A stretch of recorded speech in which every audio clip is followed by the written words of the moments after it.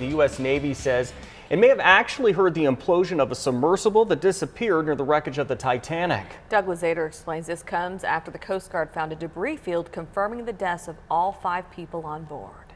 Although the search for the Titan submersible is now over, there are lingering questions about what caused this catastrophic implosion and the timeline of the search.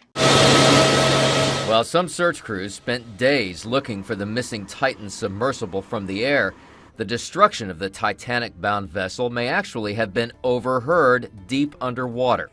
The U.S. Navy now confirms that its sensors picked up what it calls an anomaly consistent with an implosion or explosion in the general vicinity of where the Titan submersible was operating when communications were lost.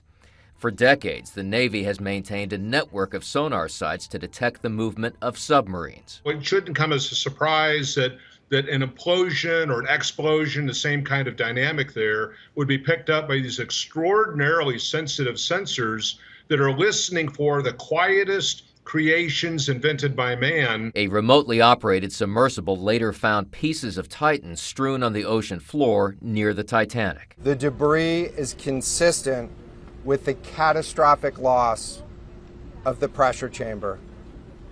Upon this determination, we immediately notified the families. The 5 men on board were all killed, including the CEO of OceanGate, which designed and operated Titan, offering paying passengers the chance to visit the Titanic wreck site.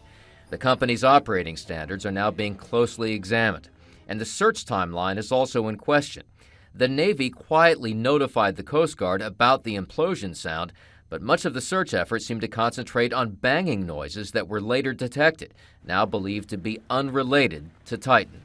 The Navy, though, stresses that the sound that it overheard was not definitive, and the Coast Guard calls this an incredibly complicated case.